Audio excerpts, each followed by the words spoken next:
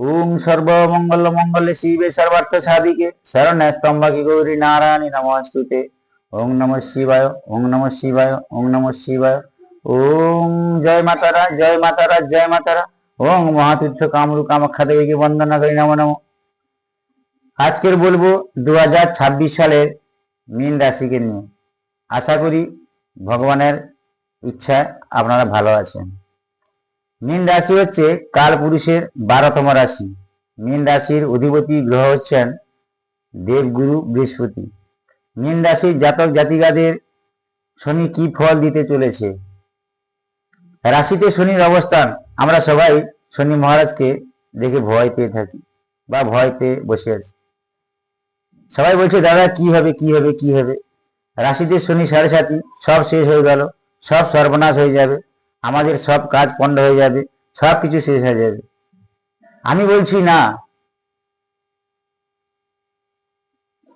কেন শুনুন, শনি মহারাজ রাশিতে বসে রয়েছে, মানে শনি মহারাজ হচ্ছেন সবার কর্মফলদাতা। শনি মহারাজ আপনার কর্ম অনুযায়ী ফল দেবে, এটা শনি ঠাকুরের কর্ম এবং নিয়ম।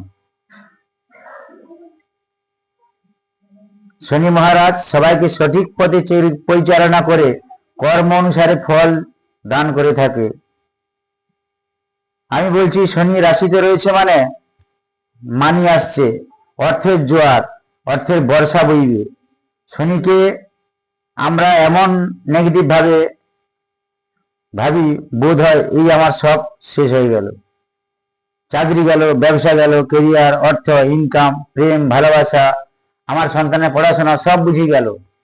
আমরা শনিকে নিয়ে সবসময় নেগেটিভ ভাবে ভাবতে ভাবতে ভাবতে ভাবতে সব কাজ করে থাকি। সেই জন্য মনের মধ্যে অস্থিরতা ও হতাশা হয়ে বসে থাকি, সব কাজ পণ্ড হয়ে যায়। আমি এই ভয়টা অমূলক ভাবি। কেন? আপনাকে ভাবতে হবে সব ভালো হচ্ছে এবং কর্তব্য কর্ম করতে হবে। শনি যে আপনার জন্ম রাশিতে এসেছে, সে অবস্থান করছে, সে থেকে যে আপনার দ্বাদশপতি, সে একাদশপতি আপনার রাশিতে দ্বাদশে হয়ে বসে রয়েছে। 2026 সালে রাশিতে দ্বাদশে রাহু আর আপনার রাশির ষষ্ঠে কেতু। আপনার রাশি হইতে চতুর্থে পাচ্ছি দেবগুরু বৃহস্পতিকে 2026 সালের মে মাস পর্যন্ত। তারপর মে মাসের পর বৃহস্পতি আপনার রাশির পঞ্চমে চলে আসবে। আপনার রাশির অধিপতি গ্রহ দেবগুরু বৃহস্পতি আপনার কর্মপতি। তার মানে সারা বছরটা সে কেন্দ্রে থাকবে, তারপরে ত্রিকোণে যাবে। তার মানে সারা বছরটা শুভ ভালো ফল দিতে দিতে সে যাবে। আপনার বৃহস্পতি আর শনি ভালো ফল দেবে। তবে আমি একটা কথা বলবো, যারা ভয় পাচ্ছেন না তাদের ফল ভালো হবে, আর যারা ভয় পাচ্ছেন তাদের খুব খারাপ ফল হতে পারে। 2026 সালে মীন রাশির জাতক জাতিকাদের ব্যবসা, কেরিয়ার, অর্থ, এডুকেশন খুব খুব খুব ভালো হবে। আবার মে মাসের পরে দেবগুরু বৃহস্পতি যখন কর্কট রাশিতে তুঙ্গস্থ হয়ে যাবে, আপনাদের শুভ ভালো ফল দিতে দিতে যাবে। মোটামুটি যা দেখা যাচ্ছে, মীন রাশির জাতক জাতিকাদের না হওয়া কাজ হয়ে যাবে।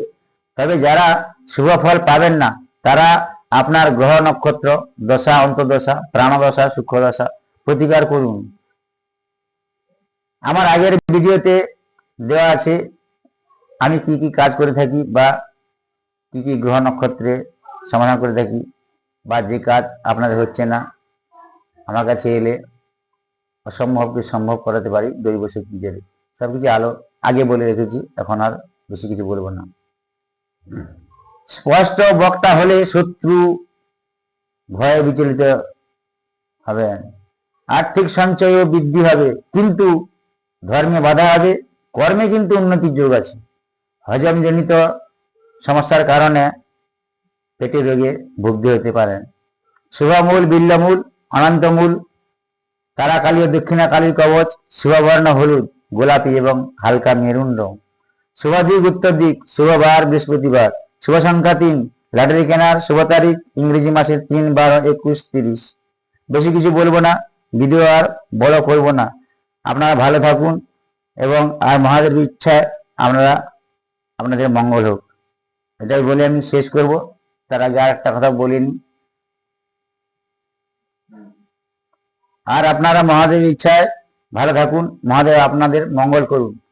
আপনাদের কিছু বেশি জানতে হলে বা জানার ইচ্ছা থাকলে আপনারা আমার কমেন্ট বক্সে লিখে পাঠান এবং বিস্তারিত আমি জানাবো।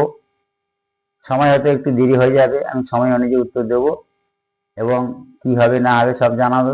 কমেন্ট করুন, লিখুন এবং এখানে আসুন।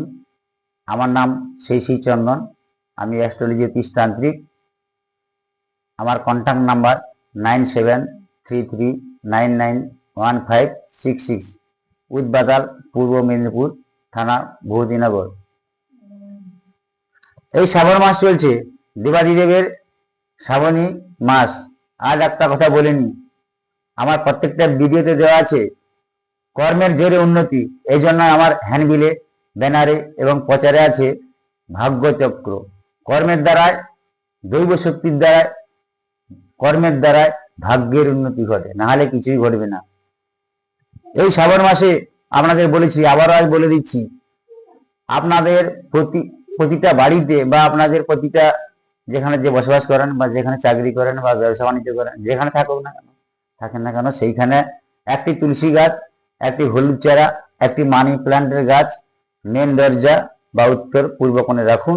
রেখে দেখুন, শ্রাবণ মাসটা পুরো রাখুন, দেখুন আপনার কি ফল আসছে বা হবে।